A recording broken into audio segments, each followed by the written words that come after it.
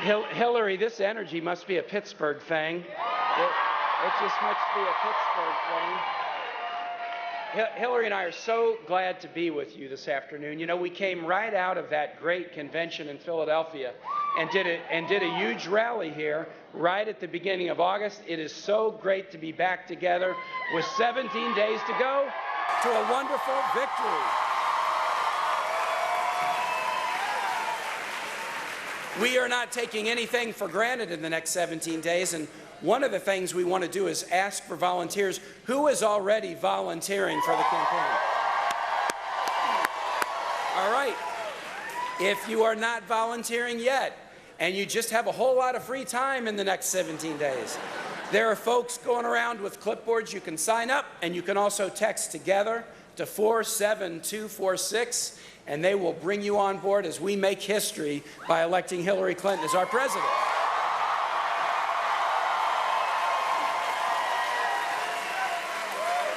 Hey, can I just ask you guys, how fantastic was Hillary in the last debate?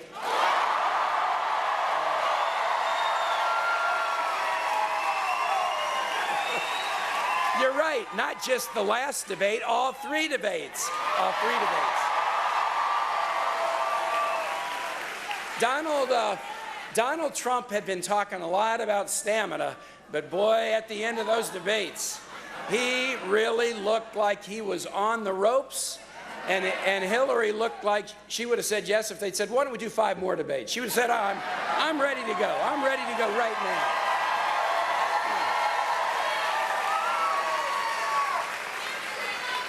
When the debates finished, Hillary was excited to get out and keep talking about her plans and her vision for this country.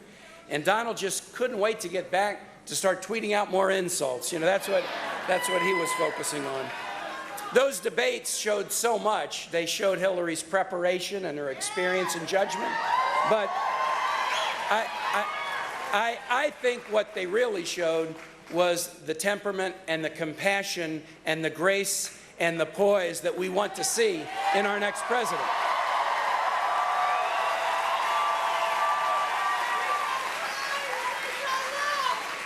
In fact, I think if you had even watched those debates with the sound off, you still would have known there's only one person on this stage that we want to be president of the United States.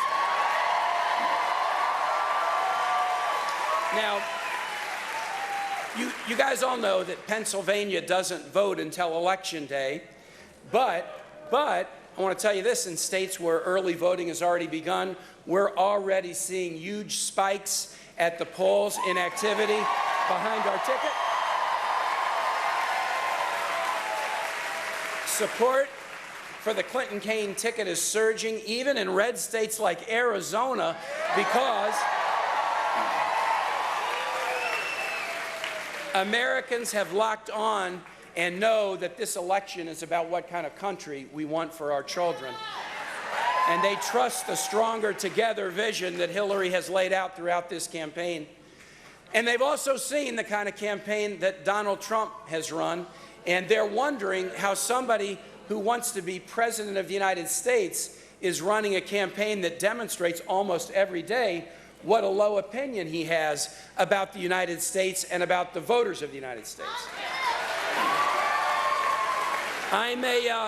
My wife Ann and I have a boy in the Marines. Donald says our military is a disaster, but Hillary got him to admit basically on the stage of the first debate that he doesn't even pay federal income taxes to support America's troops.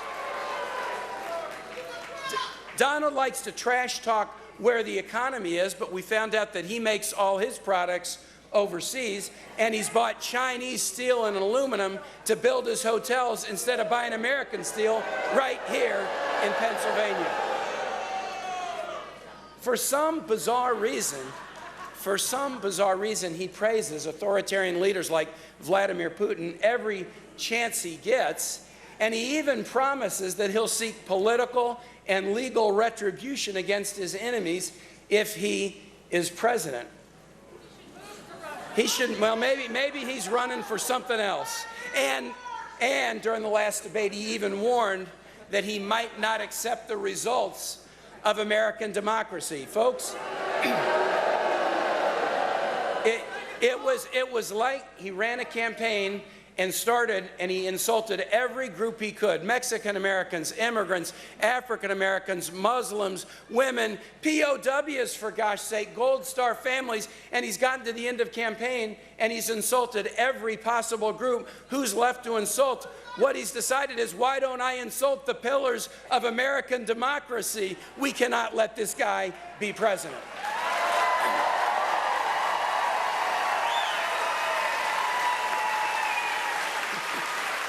And I don't know if you've heard this thing, because he seems to really like to say this thing, especially when he's in Pennsylvania, that the election is going to be rigged. You know, he's losing, and he knows it, and he's not a guy who would ever accept responsibility and say, oh, I lost an election because I ran the most divisive campaign in American history. He's not going to accept responsibility, so it's got to be somebody else's fault. Just like when The Apprentice didn't win an Emmy Award one year, and he said it was clearly rigged. This guy can't take responsibility for anything.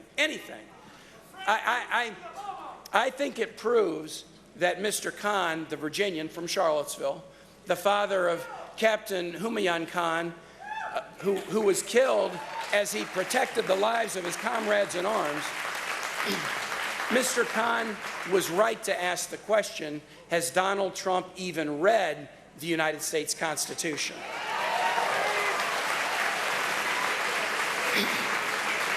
Now, I know we all think this has been a long election season, and you can hear from my voice that it has been a long election season, and I only joined in the last 100 days. She's had to do it for, 2 years, right? And I know that sometimes, and this is unfortunate, and this is a challenge that we have to embrace should we have the honor of winning and serving, sometimes it can seem like during this election cycle that we're seeing the worst that our country has to offer. But let's remind ourselves and feel good about that we're also seeing something special, something good about our country, and that's what brings you here tonight. Something that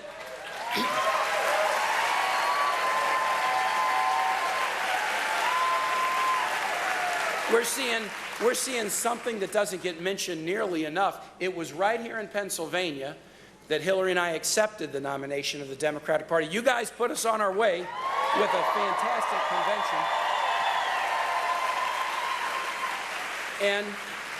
And after she finished her acceptance speech on that Thursday night, that powerful night, the Clinton and Kaine families, we walked out on the stage together as that massive group of balloons. Yeah, the balloons, we got some fans of the balloons here.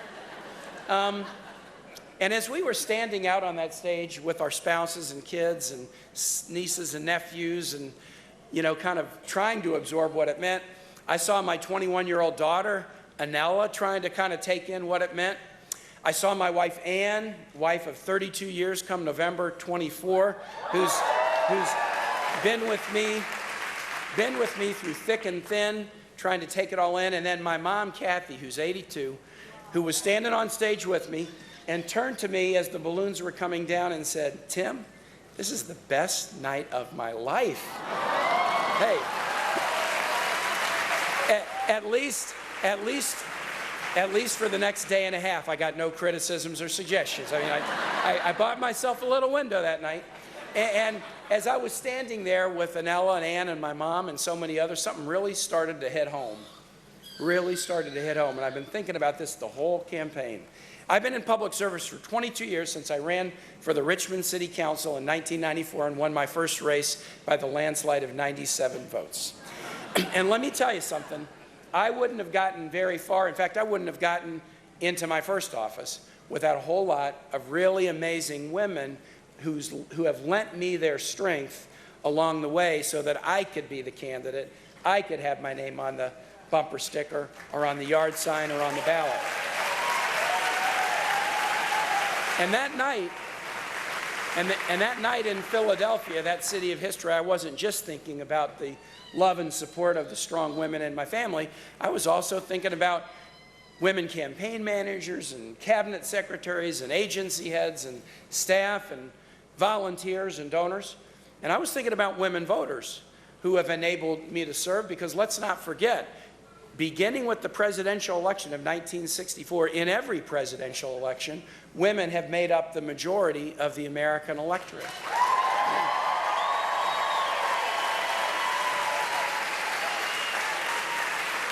In other words, while I'm probably no more free of patting myself on the back than anybody in politics, if I really think about it, I know that I've only gotten to positions of leadership and responsibility because I've had a lot of strong women who were willing to support me so that I could be the person getting the headline and doing the job.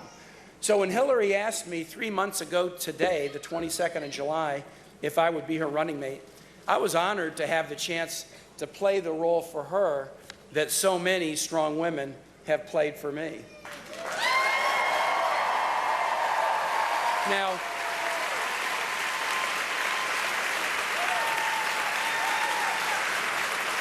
Now make no mistake, women in America have come an awful long way. Even 50 years ago, women couldn't get a credit card without a man to co-sign for them. They needed a husband's permission to start a business. They needed a husband's permission or co-sign to rent an apartment. And in some states in our lifetime, women were even barred from serving on juries. So we've come a long way, but so much of the progress that we've made, progress that we should feel good about, is at stake in this election. Instead of turning back the clock on women like Donald Trump wants to do, we should be doing everything we can possibly do to keep pushing forward. Because folks,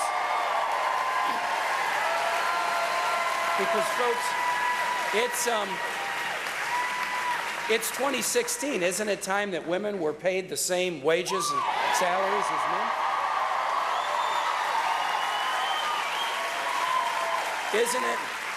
Isn't it time that women should be able to take off work to care for a child or relative without losing their job? I didn't tell Hillary this. Hillary, I went out and shook some hands with some folks who weren't able to come in because you guys turned out in such numbers that some were outside. And a woman holding a 3.5-year-old daughter in her arms, I said, tell me about your son. It was a daughter. Tell me about your daughter. And she said, when my daughter was born and I was at the hospital, I got fired from my job. I got fired from my job because there was no maternity leave. And she started to cry. This was 3.5 years ago.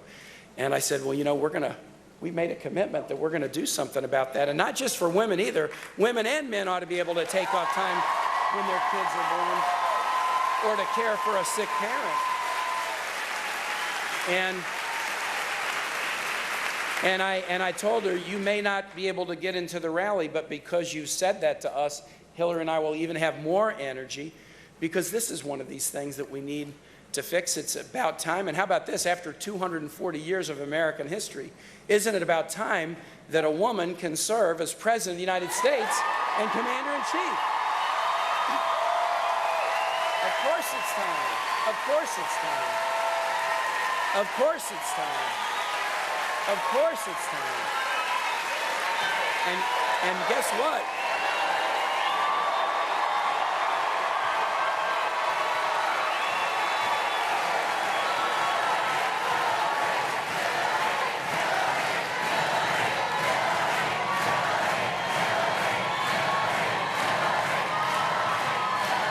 Well, I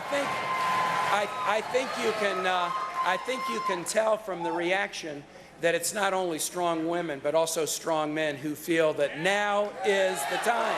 Now is the time. Now is the time. Is there anybody out in this audience? Is there anybody out in this audience who's tried to do something for the first time? In your house, in your family, in your neighborhood, maybe in your workplace, in the school, tried to do something that hasn't been done before, and you know how hard that is? Is there anybody out there that when you've tried to do that or tried to do something hard, you've had people say to you, hey, I don't think that's going to happen, or I don't think the time is right for you, or somebody else is probably more qualified, or somebody else is ahead of you? And sometimes the voice that says that to you is the voice of an adversary who wants to get in your way, and sometimes it's the voice of a friend who says, don't get your hopes up. I don't want you to be disappointed. And sometimes that voice isn't even an external voice. It's a voice inside, because let's face it, we all carry a little bit of doubt inside of us. And at that moment when we're most going to reach for our dreams, that headwind, that voice that you can't do it or it's not your time, whether it's from the outside or the inside, kicks in. Everybody knows this. Everybody's experienced this. Let me tell you something about Hillary Clinton. She has heard that her entire life. She's heard it her entire life, that maybe the time isn't right, or if you're going to be in this profession, no, that's more for guys. Then she has heard this her entire life. She's heard it repeatedly during this campaign. She's heard it during this campaign. But guess what? Hillary Clinton has never let that voice stand in her way. She's never let it stand in her way. Never let it stand in her way. And as your next president, Hillary Clinton is not going to let anyone stand in your way. She's not going to let anybody stand in your way. Just think about this. Just think about this. Hillary's mom was born before women had the right to vote, and Hillary's daughter Chelsea will now get to vote for her mom to be president. That is the kind of generational progress that this country holds for all of us when we do our best work. So that's why we've got to do our best work for the next 17 days, because in just 17 short days, we can forever, and I mean forever, change the way little girls and little boys look at their future in this country. Because if you can be president of the United States, you can do anything. And that's what Hillary Clinton's election, that's the message that her election will send.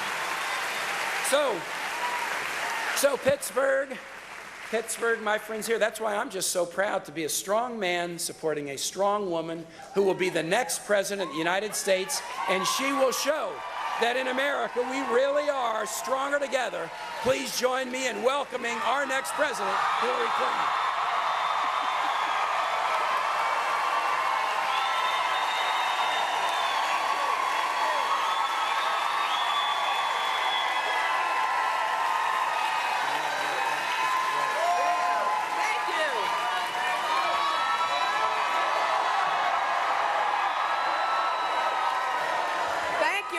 So much.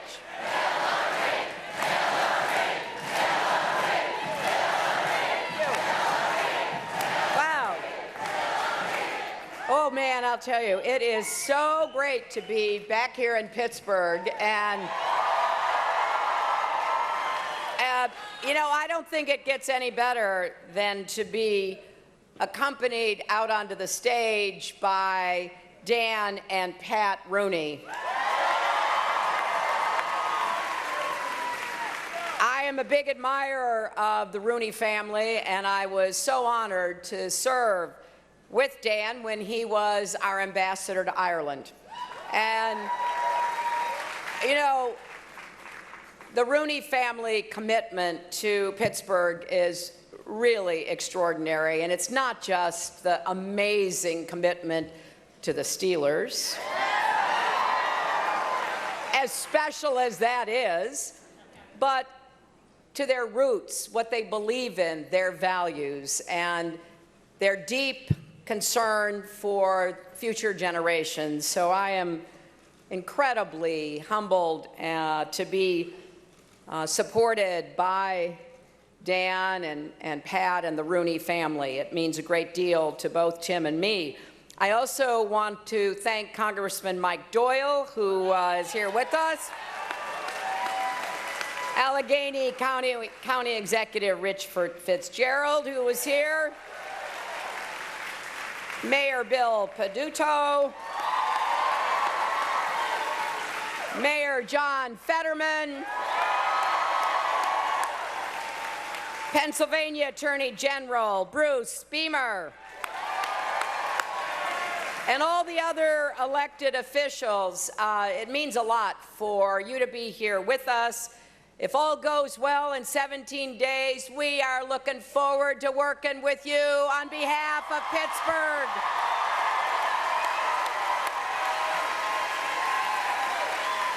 Some of you know that I have a special place in my heart for Pennsylvania, and I am excited about helping in any way that we can for Pittsburgh, Allegheny County, and Western Pennsylvania to keep moving forward with confidence and optimism about what's possible for the future we want to create together.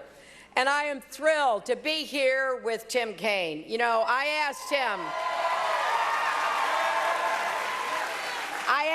to be my running mate because I knew he would be one of the smartest, toughest, most qualified vice presidents we have ever had.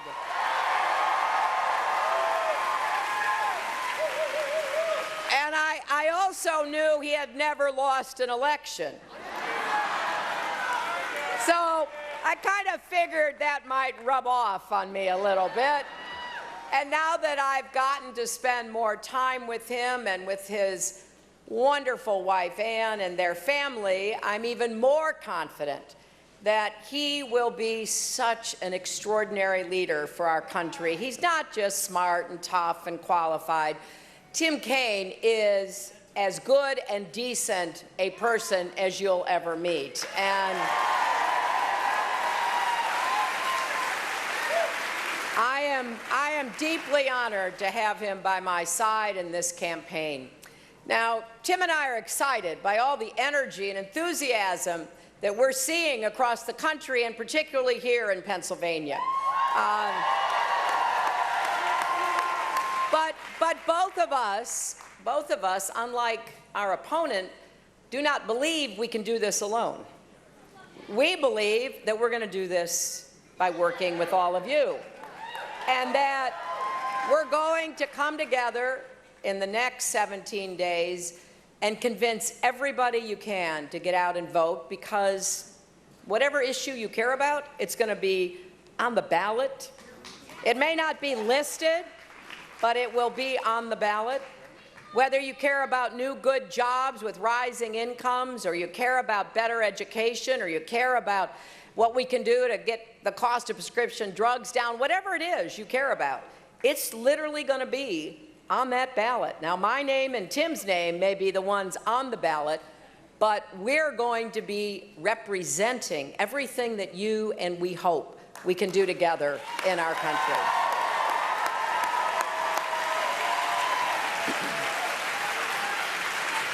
And we're going to need help doing that after the election, and that's why I hope you will do everything you can to elect Kaine McGinty, your next senator.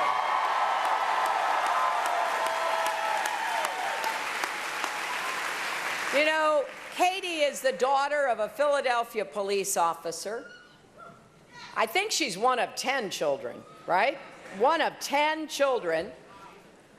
She has devoted her professional life to protecting working families. I've known her now for more than 20 years, when she was really young, and I've seen that same can-do spirit.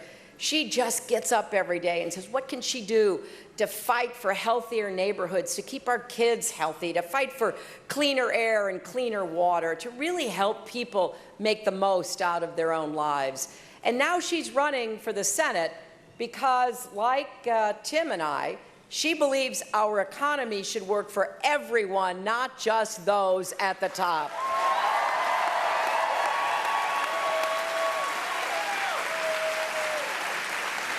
Katie is exactly the kind of partner we need in the Senate, but more importantly, she's exactly the kind of senator that Pittsburgh and Western Pennsylvania need in the Senate. We have got to get things done for the people of Pennsylvania and America, and Katie will help us break through the gridlock, actually make a difference in people's lives, help us create more good jobs with rising incomes, guaranteeing equal pay for women, defending Planned Parenthood.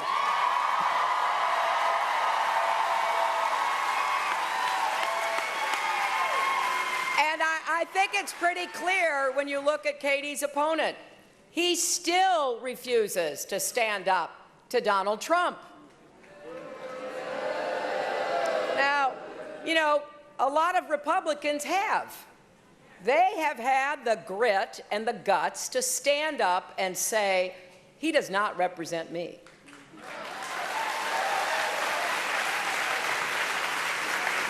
But Pat Toomey heard Donald attack a grieving Gold Star family who lost their son in Iraq. He heard Donald call Mexican immigrants rapists. He heard him say terrible things about women. He heard him spread the lie that our first black president wasn't really born in America. Now, how much more does Pat Toomey need to hear? If he doesn't have the courage to stand up to Donald Trump after all this, then can you be sure he'll stand up for you when it counts against powerful interests?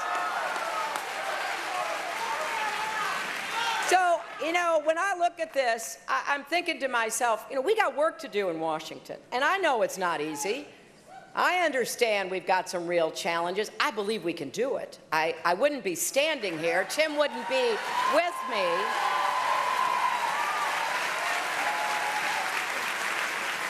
But we need people in Washington who put you first, who get up every day thinking about middle-class families, who worry about where you're going to get the money to send your kids to college, how you're going to take care of your mom or dad because they're failing, and what are you going to do for them? How are you going to be able to deal with all the challenges? That's what I have tried to do my entire life. That's who you should be electing, people who care about you, care about your families, your children.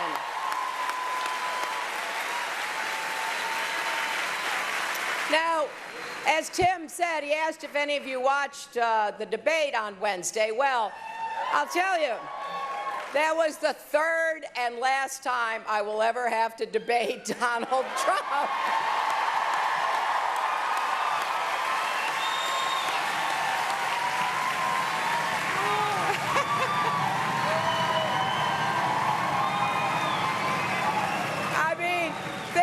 This, I have now spent 4.5 hours on stage with Donald, proving once again I have the stamina to be president and commander-in-chief.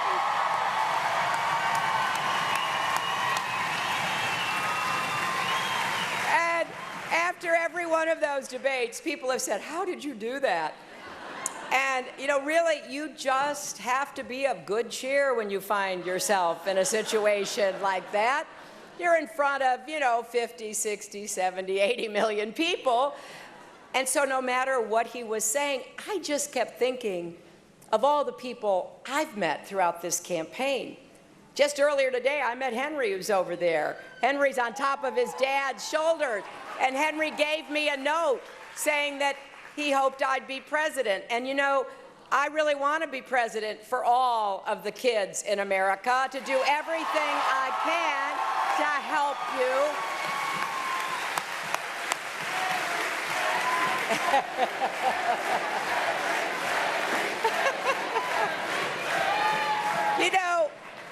I also did have a chance to talk about some of the important concerns that people have shared with me. From the very first day I started this campaign back in April of 2015, people have been telling me what's on their minds, and it is one of the greatest honors. Sometimes it's just fleeting. I'll be in a coffee shop shaking hands, or later on I'll come down, shake hands on a rope line, or just running into somebody. And that person, that man or woman or that young person, takes a moment to stop and, looks into my eyes. I can tell they're trying to take my measure, and I am grateful that they take their vote, their choice, so seriously. And then they might say something like, I have a really terrible problem in my family. My son or my daughter has gotten addicted to opiates or to heroin.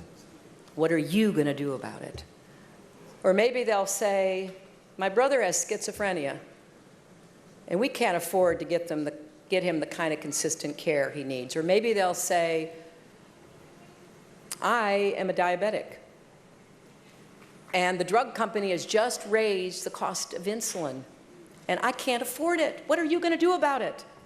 That is the right question to ask anybody running for president, because at the end of the day, this is about you. As I said the other night, we're going to invest in the middle class. We're going to grow this economy from the middle out and the bottom up, not the top down.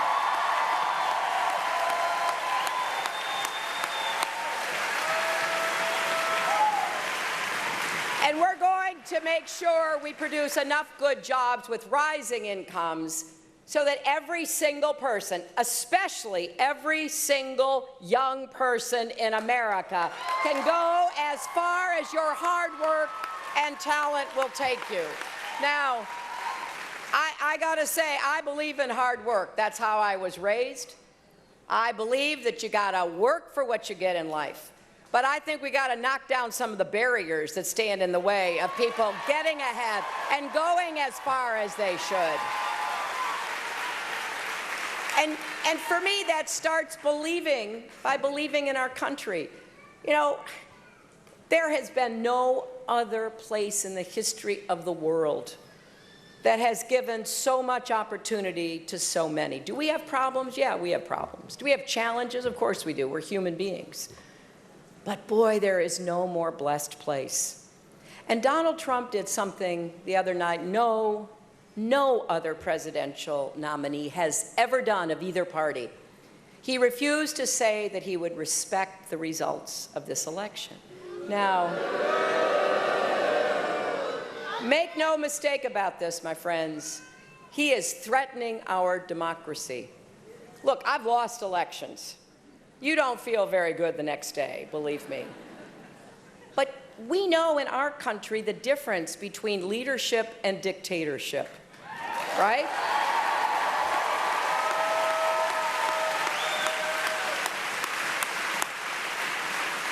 You know, the peaceful transition of power is one of those things that sets us apart.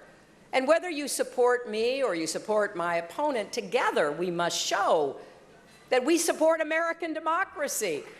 And I believe both Donald Trump and I should be grateful for the opportunities that our country has given us. And the best way to demonstrate that we support our democracy is to turn out and vote. And there is an inspiring story being written by people across America right now. We have just reached a milestone. More than 200 million Americans are registered to vote in this election.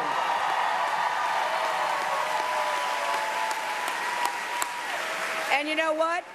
That includes more than 50 million young people, more than ever before.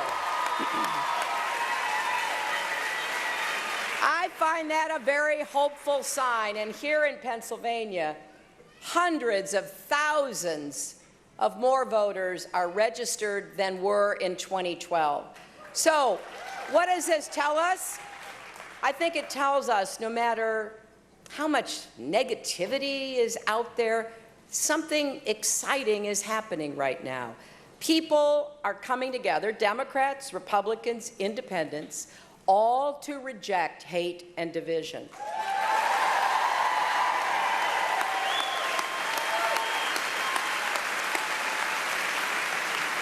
And in the states where they can, people are motivated to vote early, to defend core American values and embrace a future where every person counts, everyone has a place, everyone can contribute.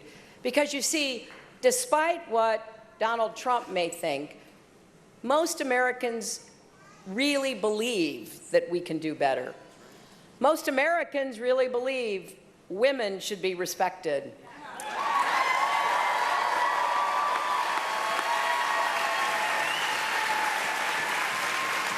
Most Americans really believe that workers should be paid fairly. Most Americans believe that the United States should work with our allies to lead the world and keep us safe. So the energy we are seeing in the final weeks of this campaign is about more than winning an election. It is about standing up for the kind of country we want, for ourselves and for our children. And it's about the lessons we want to teach our sons and daughters.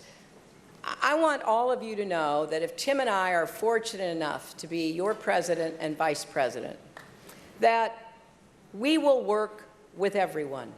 Now, I imagine here in Allegheny County, and if you're from further west, you probably know people who are thinking about voting for Donald Trump.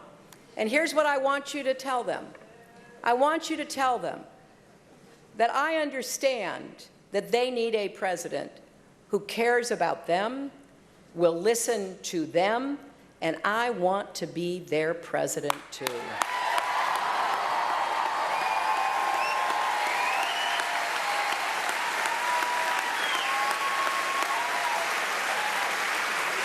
Because, you know, whether you agree or disagree with me, whether you vote for me or vote against me, I believe we can disagree without being disagreeable. I've seen that. I know it can happen. And I know there are a lot of people right here in Pennsylvania who have a lot of questions. They want to know, how do we move forward better? They want to know what's going to happen to their town where there used to be a lot of jobs and there aren't as many anymore. They're upset about what they see happening around them. I get that. But anger is not a plan.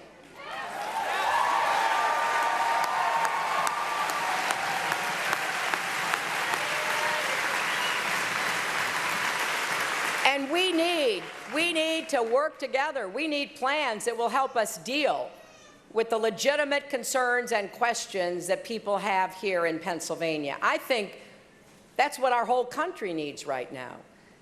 That's what I will try to do. I'm not going to pretend that we can just snap our fingers and solve our problems. That doesn't happen in the real world, but I know we can make progress together. And the choice we face in this election is stark, especially when it comes to the economy. Tim and I believe that when the middle class thrives, America thrives. And when we invest in working families, in the middle class, in small businesses, we can make the economy work again for everybody. Now, I think it's fair to say that both Donald Trump and Pat Toomey have a different perspective. They believe, and they believe this, that if you give trillions of dollars, that's trillion with a T, trillions in tax cuts to the wealthy, to millionaires, to billionaires, to corporations, it will all trickle down to everybody else. Hasn't worked before, and it's caused us a lot of messes that we've had to clean up. And I've been privileged to see presidents up close and personal, right? Married to one, that's right. Worked for one. And here's what I know, that when you focus on helping the middle class, you end up lifting everybody. When you focus on helping the top, you help the top. That is not good enough. Donald likes to say he's on the side of American workers, but his actions tell a different story. Yes, he's bought cheap Chinese steel and aluminum for his construction projects. He should be buying good American-made steel that supports good American jobs.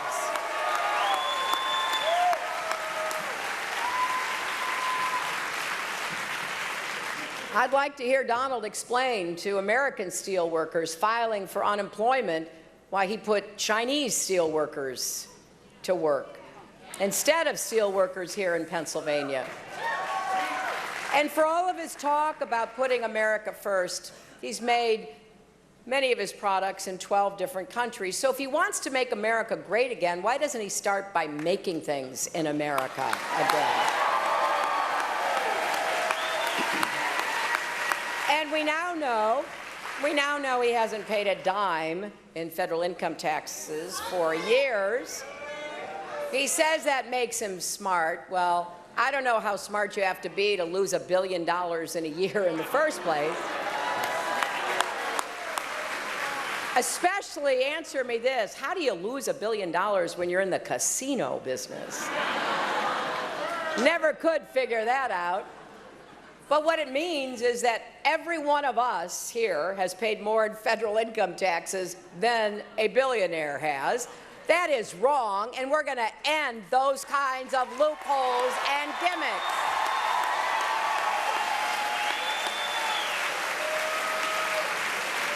I'll tell you what, it also means that Donald has contributed zero for our military, zero for our vets, zero for Pell Grants to help young people go to college, zero for our highways, zero for everything. And yet he stands up on the stage and he criticizes America. Well, it's unfair and it's wrong. With your help, we're going to make the biggest investment in new jobs since World War II. Jobs and infrastructure.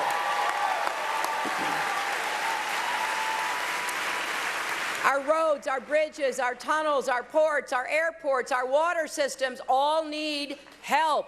And those are a lot of good jobs waiting to be done. Jobs that can't be exported out of Pennsylvania.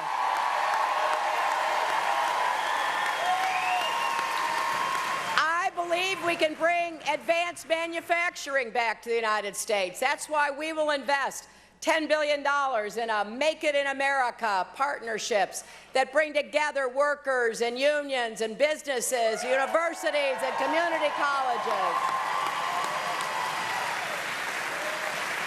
Some country's going to take the lead with precision machining. Some country is going to take the lead with 3D printing. We invented both of those technologies. We should take the lead, and we should have the jobs.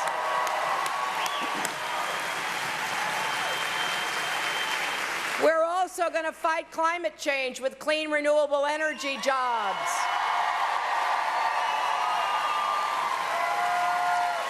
And we're going to help small businesses, which will create 2/3 of all the new jobs in America.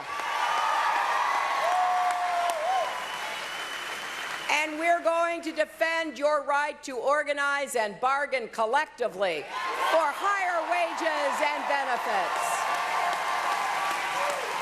Don't let anybody fool you, my friends. Assaults on worker rights and on unions is an assault on the middle class. It is time to say loudly and clearly, right to work is wrong for workers and wrong for America.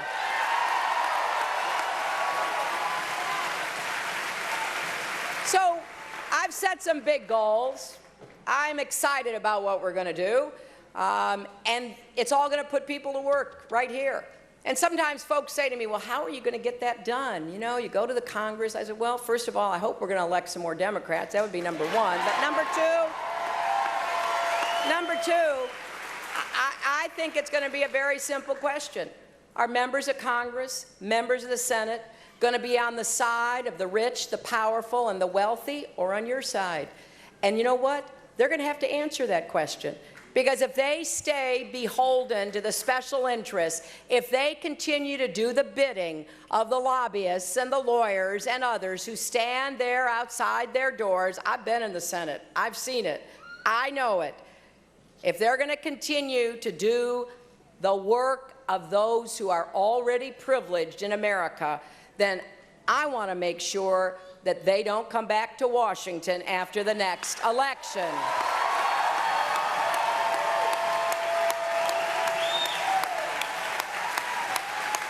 And look, we're in a great, great high school here, and I'm so proud to be here.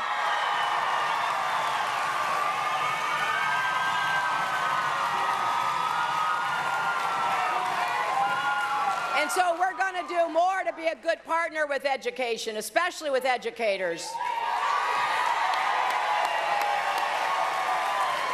We're going to start with universal pre-K. We want good schools with good teachers in every zip code, so every kid gets a world-class education.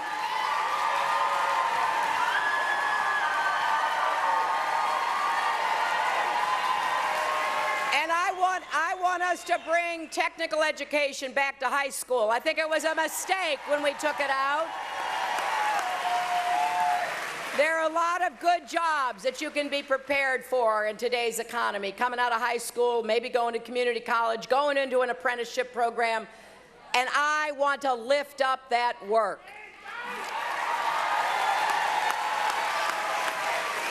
A four-year college degree should not be and is not the only way to have a good job with a rising income and a satisfying life. We're going to make public colleges and universities tuition-free for any families making less than $125,000 a year. And we're going to help you pay down your college debt.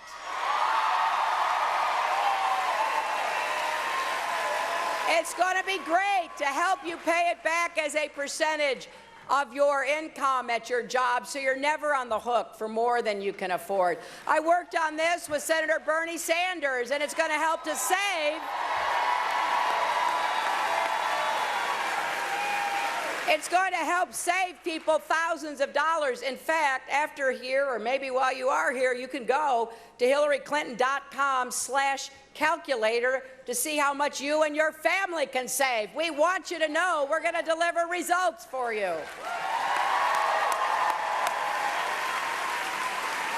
I mean, ultimately, it's pretty simple. I think the American dream is big enough for everybody, and I want everybody to have a chance to get your piece of the American dream.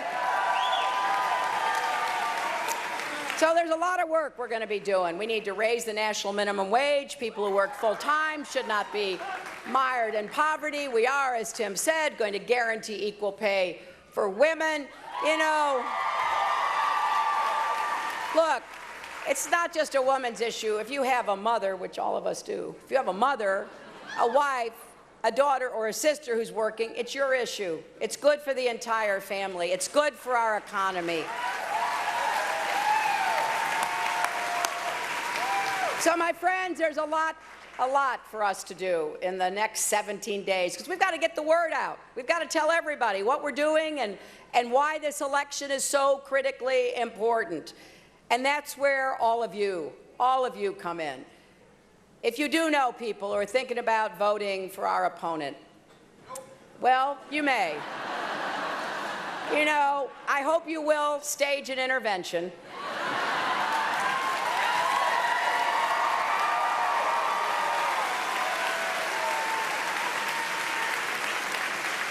And I do hope you'll talk about, you know, the reality versus the demagoguery of what we've seen in this campaign. You know, we need to come together around all of the issues that are important to everybody. And as I said in the beginning, whatever issue you care about, it's going to be on the ballot. I care a lot about making sure that women and girls are treated with dignity and respect that they deserve in our country. I care a lot about making sure that we save Social Security and we ensure that everybody has the benefits that they need in order to be able to live a decent life in retirement. And boy, do I care a lot about our Constitution. And maybe it's because on your behalf I went to 112 countries as your Secretary of State.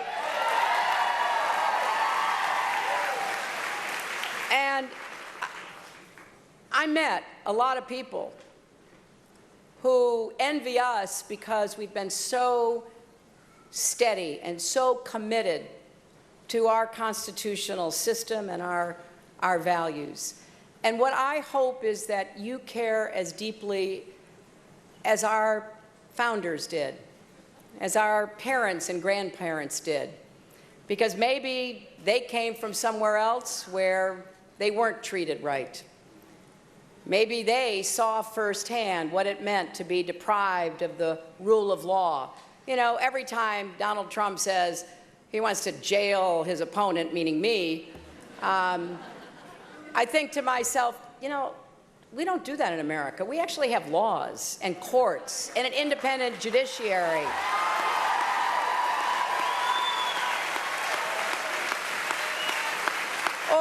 Or Or, when he blows up at a journalist or, criticizes the press and goes on and on and on. I get criticized by the press. I know that's part of our democratic system.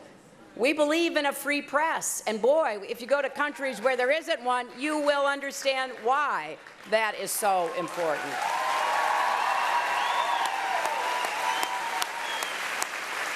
And when he says there should be a religious test for people at our borders, a country founded on religious freedom, you have to ask yourself, who's going to conduct the test? Are we going to get a quiz? And what if the border security official doesn't believe you? Who gets to decide whether you come in or out based on your religion? And if you haven't seen it yet, I hope you will go and look at the extraordinary statement by Mr. Kaine on YouTube in a new video that we have put out.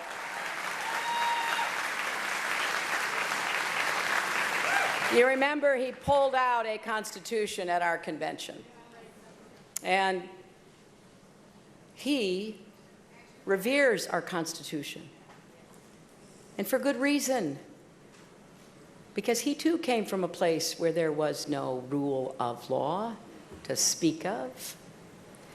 So whatever issue you care about, this is an issue that will be decided by this election. And that's why I'm reaching out to Republicans, Democrats, independents, everyone. I know that if we bring our talent, our energy, and our ambition to the work of building our country, we're going to see the best days of America ahead of us. And when your children and your grandchildren ask what you did in 2016, when everything was on the line, I hope you'll say you voted for a better America.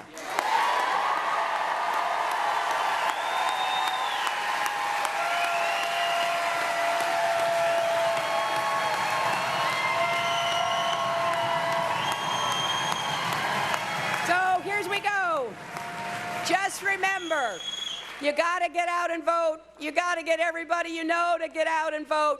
If you don't know where you're supposed to go vote, please go to iwillvote.com. You can put your information in, and it's the magic of the internet. They'll tell you where you're supposed to vote.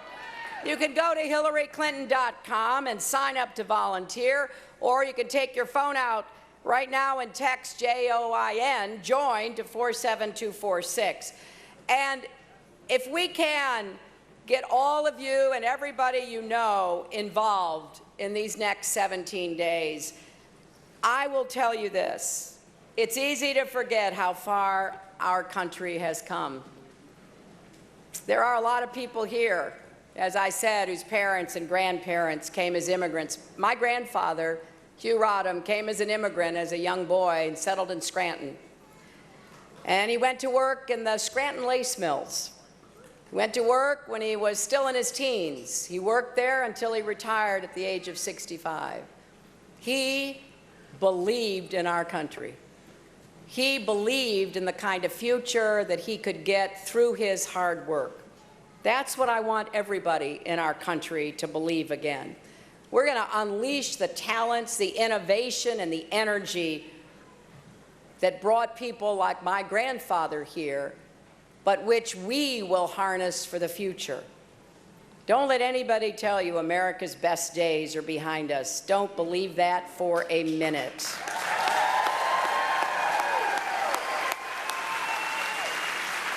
We're going to pull together. We're going to make it clear that confidence and optimism, respect for each other, bringing folks together who may disagree but can begin to try to find common ground is what's always worked, and it will work again.